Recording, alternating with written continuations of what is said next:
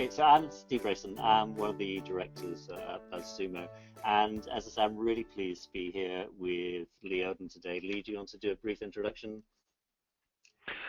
Sure. As you said, my name's Lee. I am the CEO of an agency called Top Rank Marketing based in Minneapolis, Minnesota. And I'm lucky enough to have worked in the digital marketing space for many, many years and also be the founder of the semi-secret society called Marketers with Beards on Facebook. Check it out.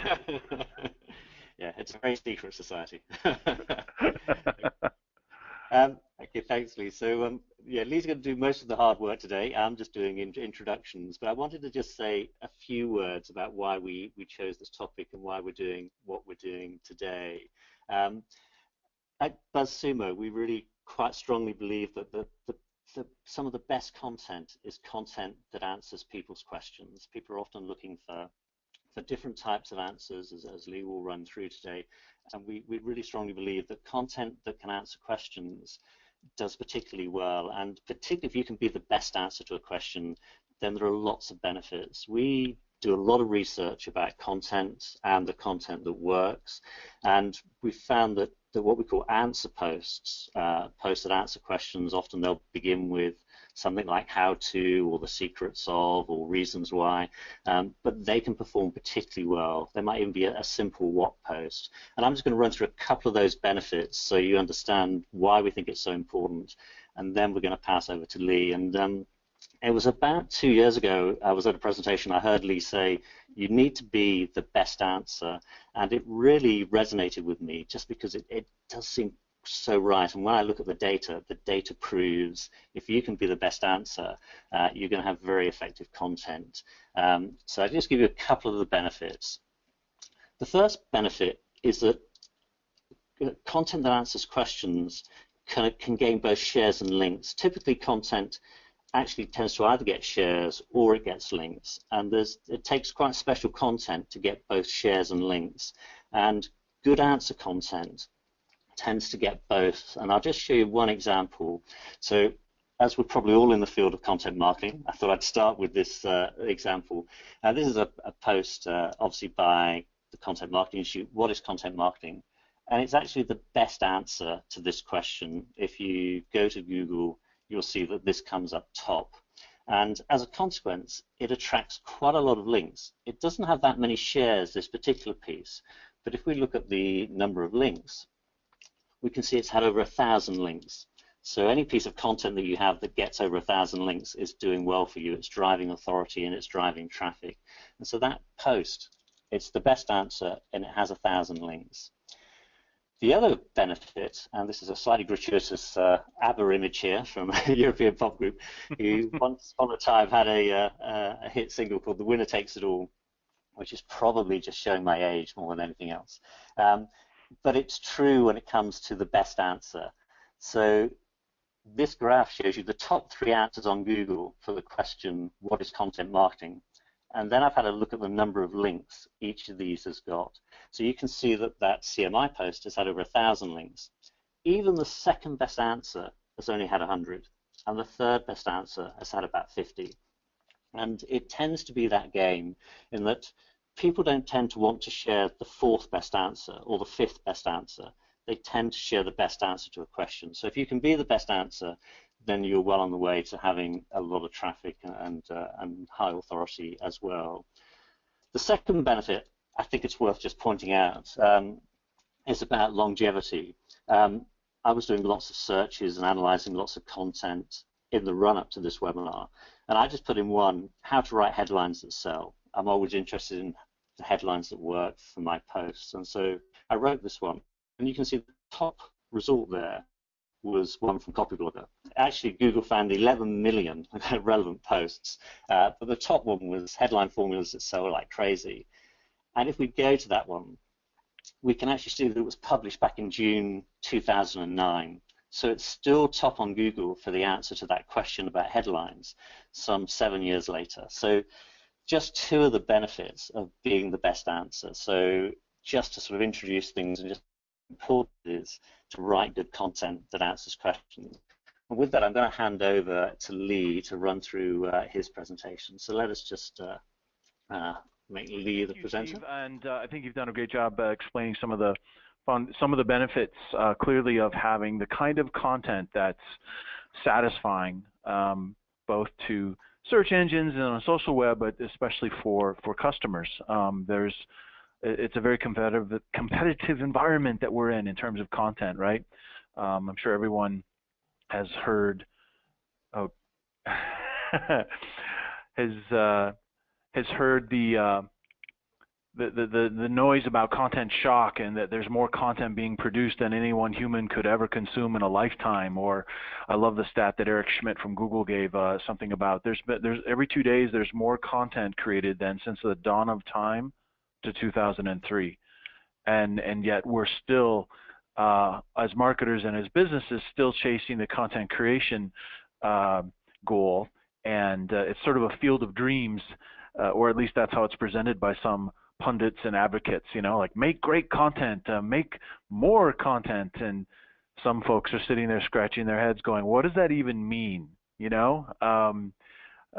it a beauty is in the eye of the beholder thing, or what does good content actually mean? And of course some people are completely distracted and have no idea what they're doing whatsoever. Anyway, so in the rush to content dominance, there's and a content greatness, I should say, there's sort of an expression that I found myself as a level set for people, because content really isn't great until people actually consume it and then do something about it.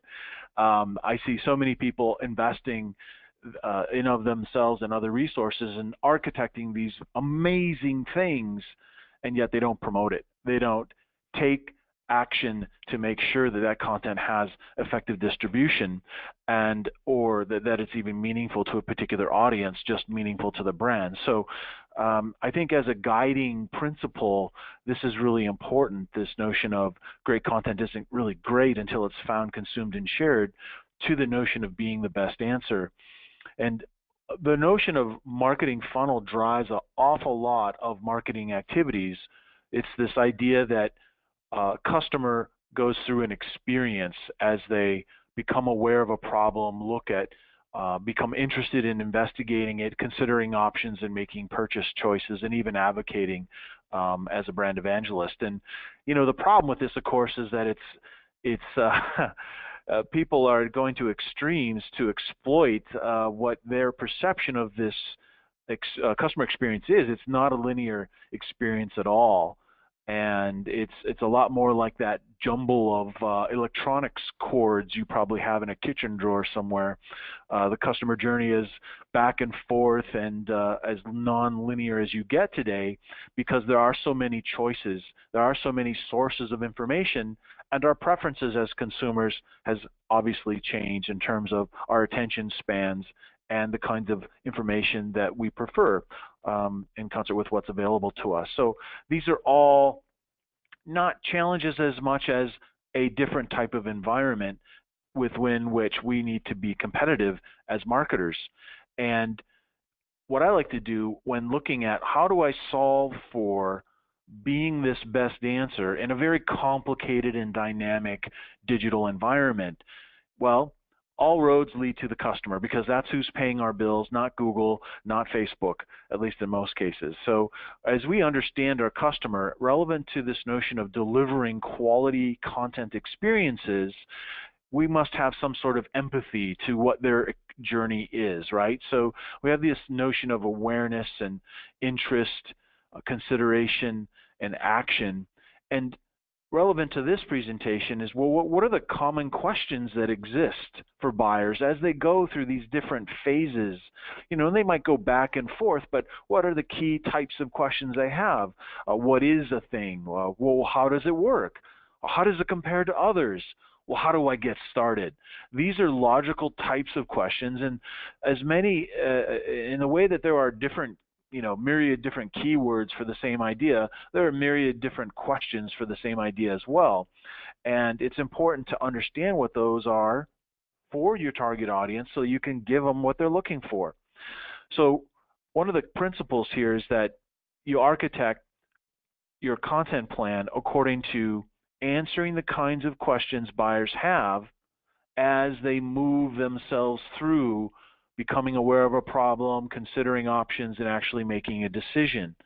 So it's not just about the Google. And of course, we want to be the best answer on Google because search is such an explicit indication of intent, right? What better time to be the best answer than when someone is looking for a solution and whoop, there you are. Absolutely.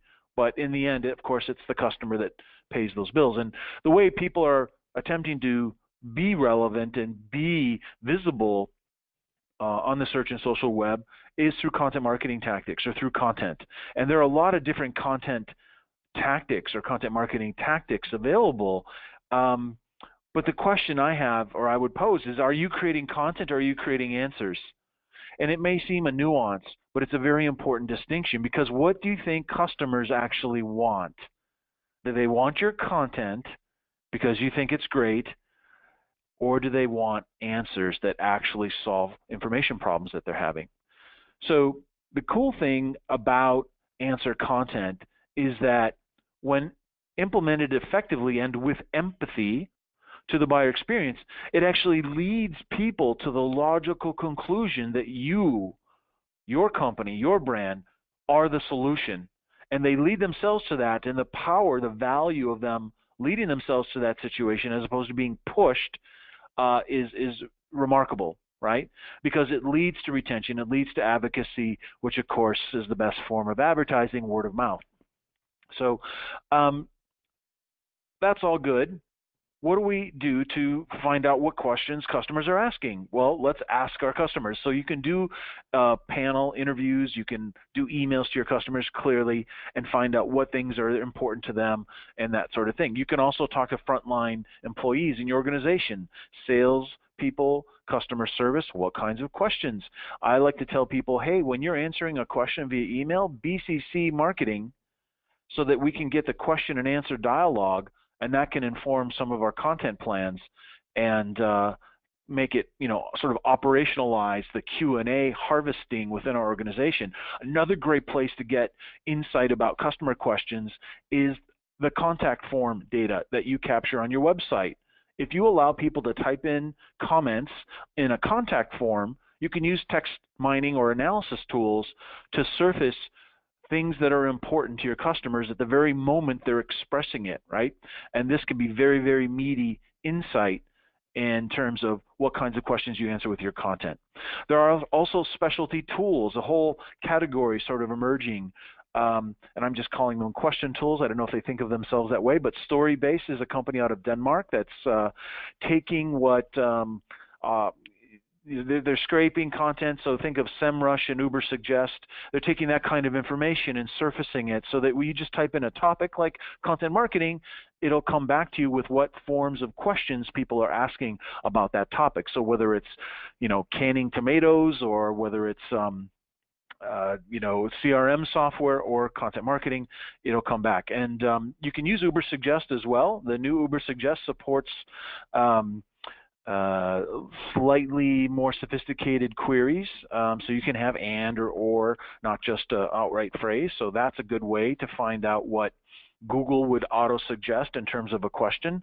Also, there's a tool out of Spain called Hubelin, and this works very similar to Storybase. You pop in a topic, like I popped in content marketing. It comes back not only with what question forms have been discovered, but also keyword volume and cost per click, which can be helpful for filtering which question forms to focus on. Obviously, we can go to Google too. And it's not as sophisticated to start typing something in on Google and have the auto-suggest give you ideas. It can be entertaining, actually. But better yet is to go to Google Search Console. So if you're the old Webmaster Tools, and if you're registered there, then you'll have data about your websites, and you can go to organic search query data, and you can type in filter phrases, and it'll reveal to you the kinds of queries that are generating page impressions, and then you can get monthly volume and cost per click as well, relevant to your own website. So lots of different places to get insight about what questions people are asking. Of course, and one of the reasons I'm here today is because BuzzSumo is one of my favorite places to mine questions, because it's such a great user interface. It's so easy to use. Here's an example of just popping in a query, content marketing and how to or why.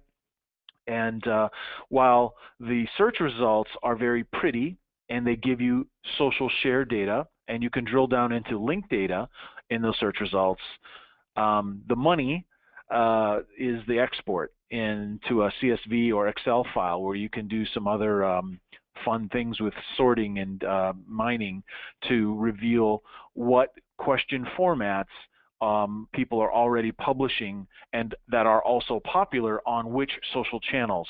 Very, very insightful information that can inform your content marketing strategy.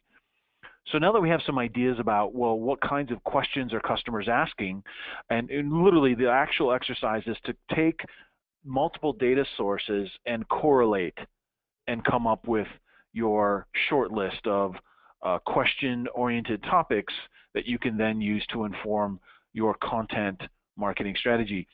But once we have that defined, then what does it take to actually be the best answer? And there's some interesting studies from an SEO perspective, both by Moz and Searchmetrics, and also Backlinko. However, rather than focusing on what they've been saying, I thought it would be interesting to go to the source, because guess what? There's continuity, there's congruency between what Google's actually recommending. Ironically, in the URL it says answer, about what kind of content you should create. What does valuable look like? So of course it's useful and informative content, so it should be more valuable than other content. So you've got to do competitive analysis and look at what other people are creating. How are they characterizing and answering questions in their own content? How can you be better, right? Make it credible, make it high quality and engaging, and the details are at the URL on the top of the page, so you can drill down into this. But fundamentally, it's not just about having single keyword per page, 250 words or 500 words per page kind of guidelines anymore. Throw in your H1 tags and bullets and so on and so forth. But it's about going really, really deep on a topic, but not just going deep, but being entertaining, or as I like to say, infotaining in your content. So if we go back to that sort of customer journey from awareness to action, and we look at the types of questions that people ask, it's kind of interesting to see how much content is actually being published relevant to those different stages, if you will. And according to BuzzSumo, there are over 760,000 what is posts out there, or 200,000 how-to posts, over 140,000 posts that are comparing things to each other, as people often do when they're considering a choice. 38,000, well, how to start this, how to start that. So it's very interesting how much is already out there. It's also interesting how much opportunity there is out there to be even more effective. There are other forms, as I mentioned before, there are many other forms of questions that you can hypothesize or even get data on.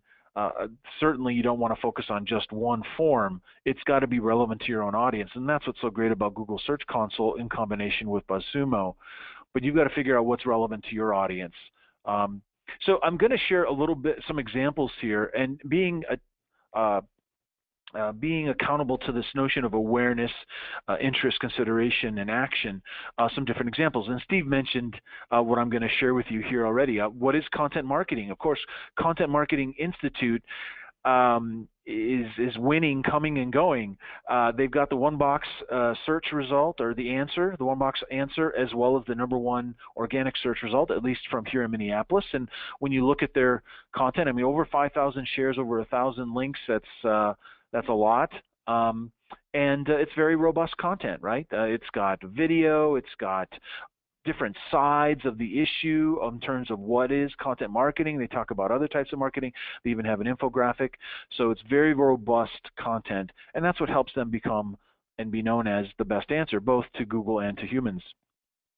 So if we keep going in our journey to interests, and we think about, well, when we dig into the topic of content marketing, What kind of tactics are involved? I mean, what makes that work? So if we search on something like content marketing tactics and we see organically the number one result, a post that we published here, which is essentially an index post. So it does describe each of 30 different content marketing tactics, but each one of those links off to another more detailed blog post that covers the definition, pros, cons, influencer opinions, examples, and best practices, 12 to 1,500 words per article, which is what makes that index post, the cross-linking, and the content itself is what helps make that post the best answer for that particular topic. So now when someone can easily become informed of all the options that are available to them now, they're like, okay, maybe as I go through my journey, I want to figure out, well, what resources are available to me to make this happen? How does it work? What are the best companies? What are the best resources? What are the best tools?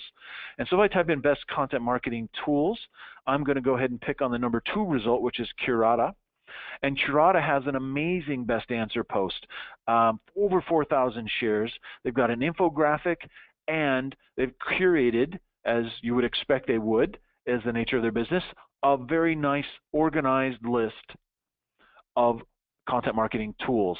And so they're linking off to other very helpful resources, and I think you'll see that's a trend with best answer content. Very deep content and also very robust cross-linking to other useful resources. So now we've decided, okay, we know what a thing is, we know what kind of how it works, we understand, some options available to us in terms of resources. Now we want to take action. Let's get started with this thing. So I might do a query, how do we create a content marketing strategy? And again, Content Marketing Institute saves the day with their number 1 result, and another very robust, very structured blog post. And again, it's got very detailed information, all sides of the subject, not just the specifics to content marketing strategy, but other things one might want to consider, and very robust cross-linking existing within that best answer post. So hopefully that's a little bit of insight for you in terms of being accountable with best answer content relevant to the different stages a prospective customer might go through as they're looking for solutions out there on the web. Now, they might be, the most common place to look, of course, is on a search engine, and the vast majority of new solutions research, especially in the B2B world, start with search.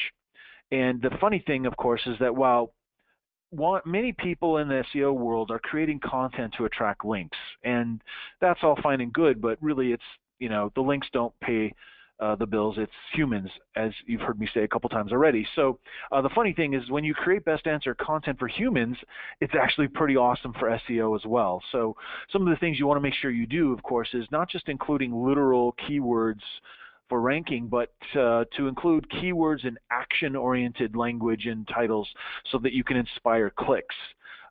Include page features that will increase engagement with the audience and go really deep, not only on the specific topics, but cover related topics as well. All those things add up to they also happen to coincide with current best practices with on-page SEO.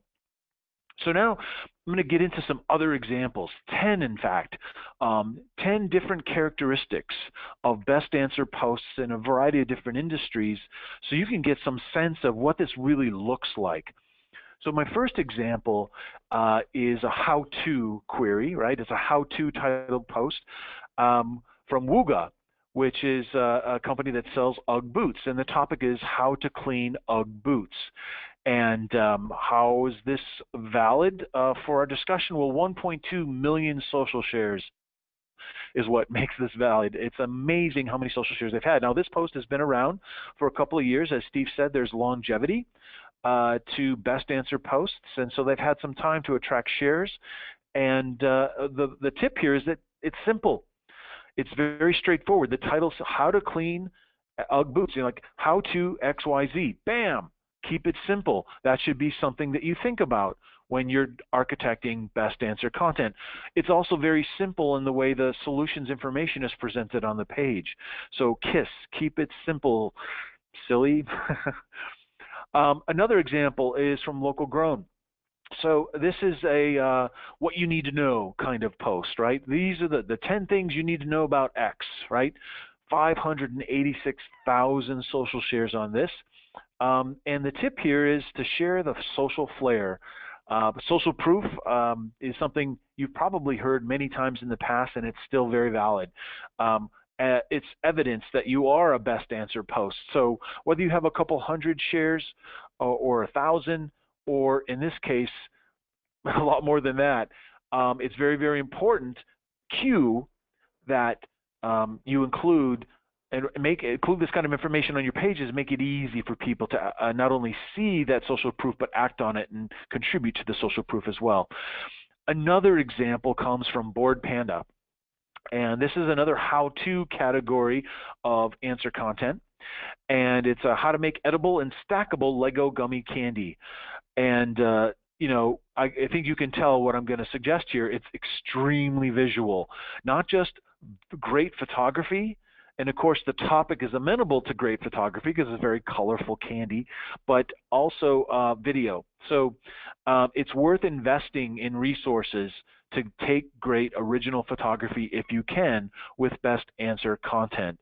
And we all know intuitively that more visual content makes sense, but can you prove it?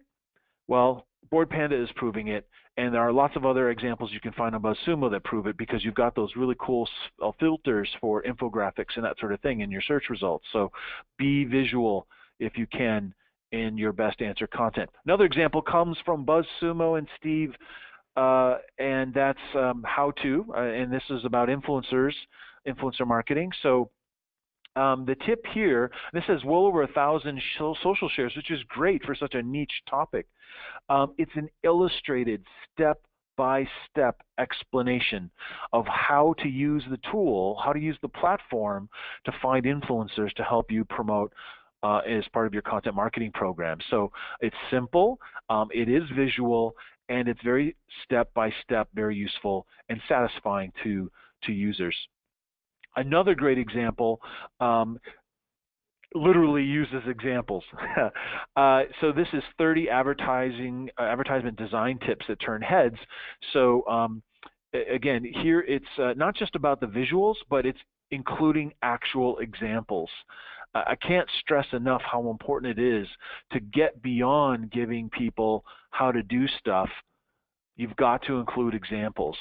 There's an expression, facts tell, but stories sell, and there's no more powerful way to tell a story than giving an example of something. And 88,000 shares later, this website's doing a great job at providing those examples. Something interesting. Another example is Crafts by Amanda, How to Start a Fairy Garden. I have to be honest, I've never thought about how to start a fairy garden, but after seeing Amanda's post, I don't know. Maybe this is something I could do for my daughter because Amanda makes it insanely infotaining to understand how this works. So not only does she give a step-by-step great photography guide, but there's text as well. She's telling a story as she goes, and she's including a list of supplies and specific directions. So whether you're a visual learner or a tactile learner or whatever, everything, there's something for everybody here. So tell a story. And as I said, if you're giving information and you're being entertaining, you're infotaining, and that's clearly a winning formula when it comes to great answer content. Another great example comes from the folks at Moz. So if you're lucky enough to have a senior executive or a founder who does well on video and has amazing charisma, plus they're smart, well, I mean, there's no way you can't win with that combination or even with some of those things. And of course, Rand brings that to the table every time he does a Whiteboard Friday. The icing on the cake here, of course, is the still images of the actual whiteboard and the text transcription of the entire video. Fantastic operationalized best answer content. What I'm saying is they're serializing it and making it part of their process, their editorial process to do a Whiteboard Friday. It's usually Rand, it could be somebody else, but when you do that, when you serialize something and you have repetition to the idea, even though the topics are different, you're creating one of the most valuable mental states amongst your audience, and that is the mental state of anticipation. Can't wait to see what next week's Whiteboard Friday is going to be all about. So cheers to Moz for being very successful with that. Another interesting example comes from Dr. Travis Bradbury, who is owning LinkedIn with his content. So what do these three example posts all have in common? Well, they have over 30,000 social shares per post. Now, if you publish on LinkedIn, 1,000 shares is insane, but 30,000 is incredible. So clearly he's doing a couple things. One is that he's using images and language that reflects his target audience and their interests specifically. But what he's also done is that he's clearly found a format, and he's using it over and over and over and over again. It's different content, but he's found a format that clearly resonates with his audience, and that's something you might want to think about as well. Number 9 in our list of 10 examples comes from our own website, and it's focused on trend content. So timely content. So obviously at the beginning of the year, it's the thing to do to talk about what's to come. Actually, the fourth quarter as well as first quarter, it's a great time to talk about what's to come for the rest of the year. And that's exactly what this is. That's not particularly unique per se, but when you can crowdsource answer content from industry influencers, well, now that is a little bit unique. Now, granted, you see a lot of influencer-sourced posts starting to become popular.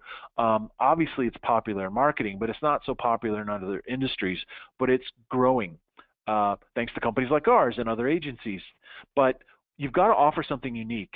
And in this case, while the tips were high quality and very relevant to the topic, I also had the contributors give me or share with me selfies. Now, some of these folks had never done a selfie before. I know in Mark Schaefer's case, he'd only taken one photo like that ever in his life. So that was something that made it unique. It wasn't the standard photos taken off of Twitter or LinkedIn profiles. It was a photo that they took right then and there and sent it over that was included in the post. And so the combination of the visual uniqueness and the content is what made that a best answer post with over 13,000 social shares. And so the last example here is in the sexy, exciting industry of Super Chevy and vacuum, advance, and ignition timing. So 10,000 social shares. That is amazing. And what's happening here is by using language like everything you wanted to know, you're making a pretty big promise. And that's okay, as long as you deliver on the promise by going deep on the topic. And that's exactly what they do here on Super Chevy. Of course, I know nothing about the topic myself, but it's simple, it's visual, it includes examples, it does everything that you would want to be the best answer for this particular topic. And clearly the community is responding by sharing the heck out of it and visiting the site. So those are 10 examples plus 4 other examples representative of the specific mental states that a buyer might go through in terms of awareness, interest, consideration, and action. Ultimately, what makes the engine of answer content work is feeding the buyer's need, right? Your target audience has questions, they have goals, they have pain points, they have problems. And as you understand what those things are relative to the buyer experience, you can create even more effective content that serves both the utility of providing useful information, but also a great experience by making it visual and interactive. So some takeaways to help you bring home the bacon with your content marketing. Stop creating content. Go ahead and tweet that. But tweet the rest of this too, and start making answers, right, that are relevant to your buyers at each stage of their journey. Optimize your Q&A. A lot of people don't even think about knowledge-based information.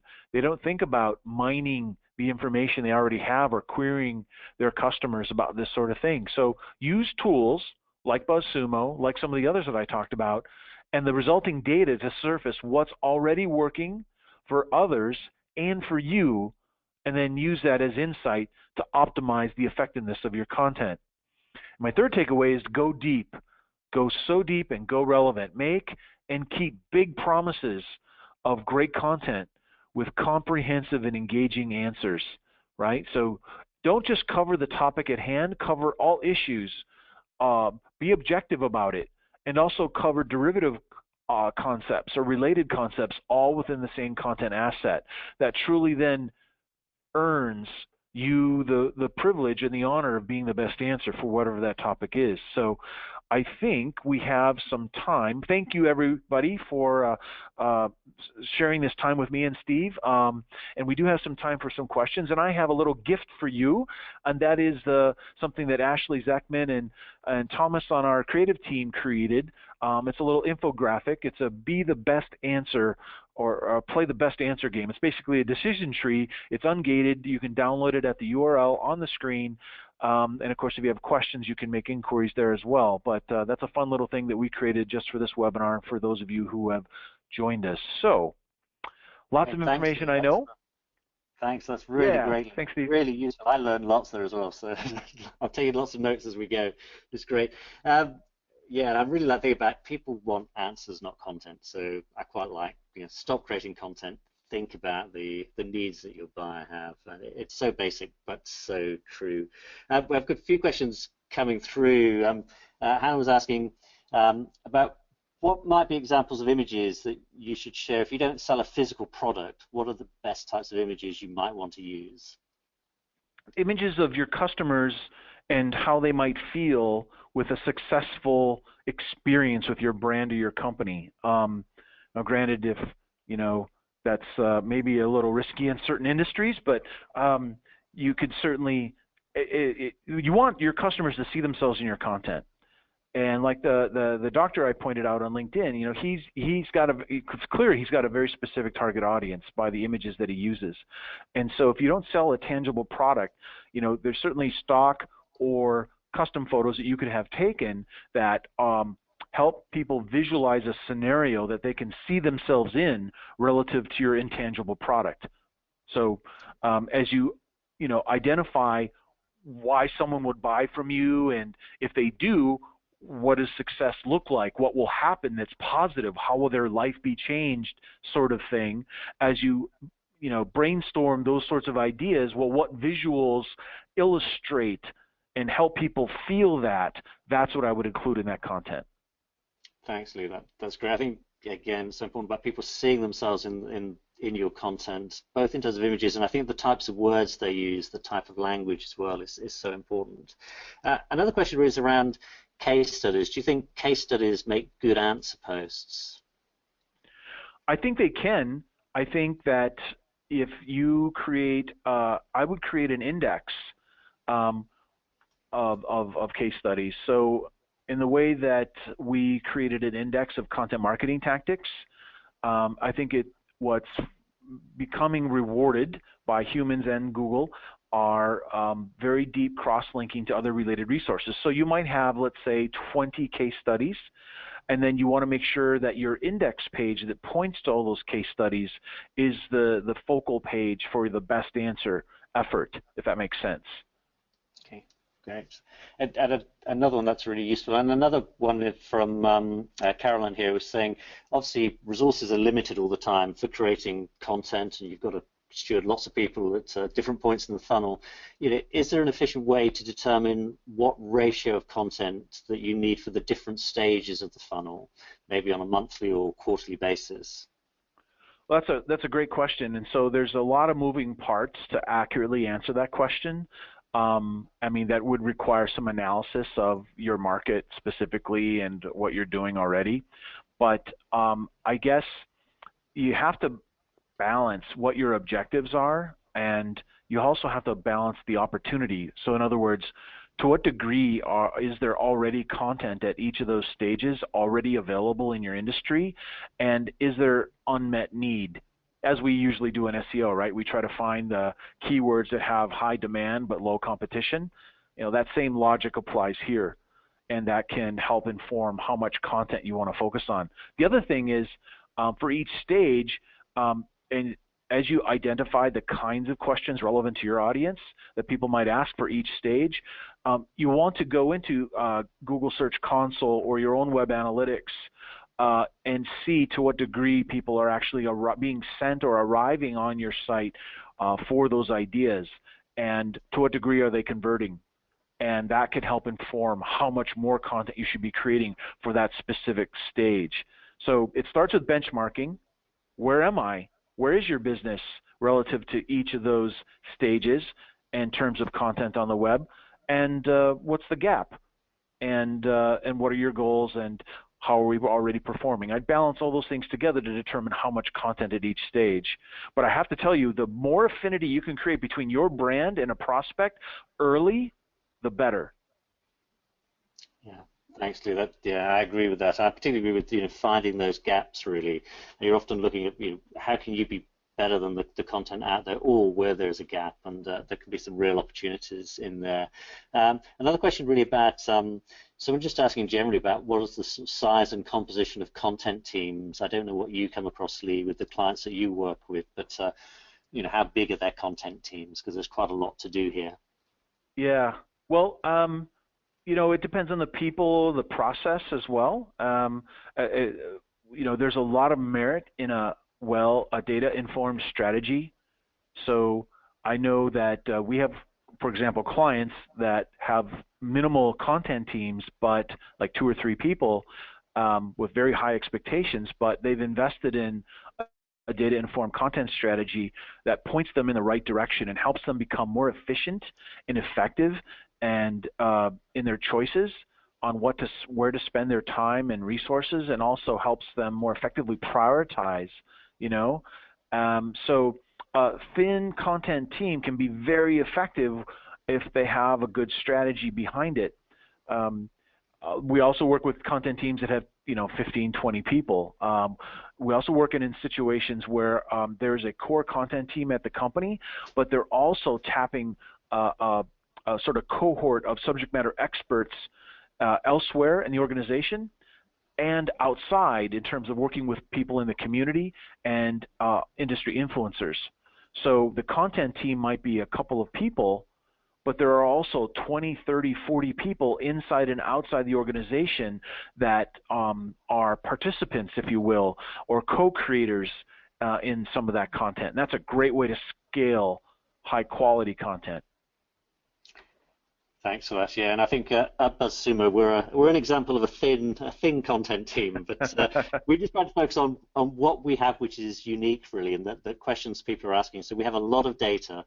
So we try to really only write posts that are driven by data, where we have data and insights which maybe don't exist elsewhere. So we're a very thin team, but and we don't produce very lots effective of though. But we can create. Yeah, we managed to get a few thousand shares, which for us, as you say, in our niche is good. But and then quite a lot of links. Often it's the links from unique content and answering questions. I know the post I did last year on just lots of data about shares and links, and that got over 1,000 links to that article, which is just huge for us. So that is fantastic. So you can do a lot with a thin team as long as you're very focused. Somebody else has asked, how do you get the attention of your audience? So is it in the headline or the email that you sent them?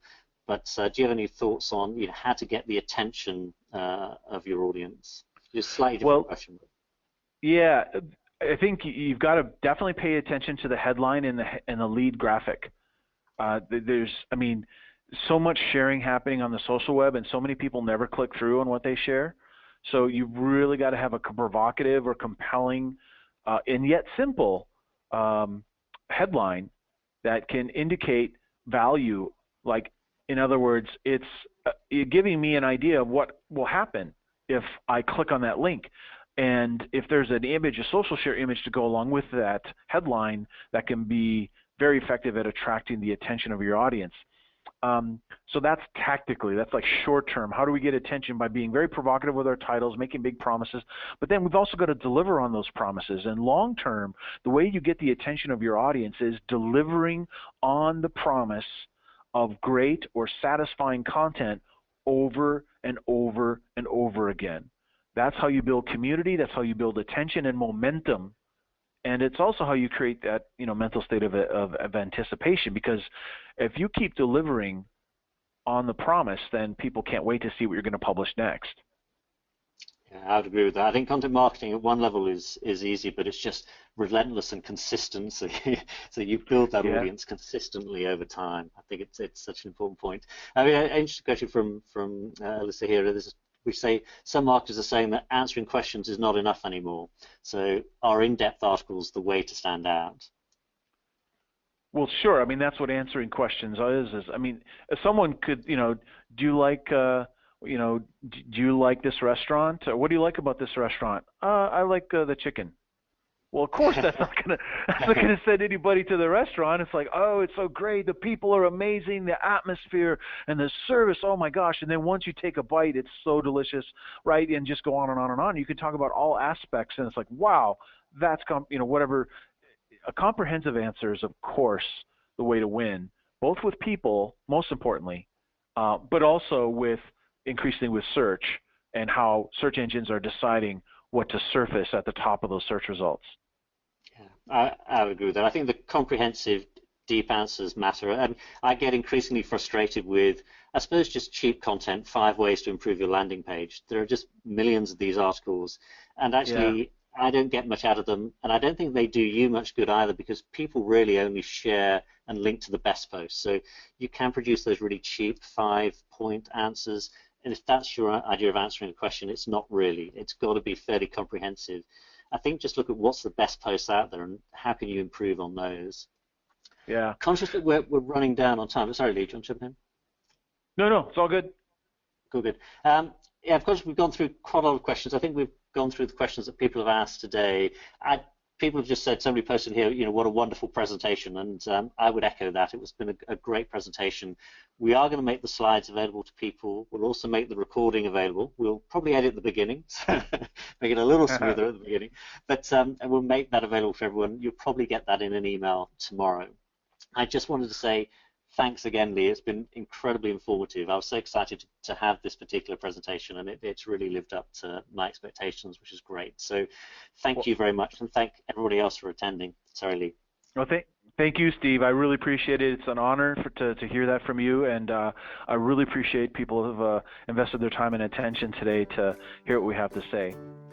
Great. Thanks very much.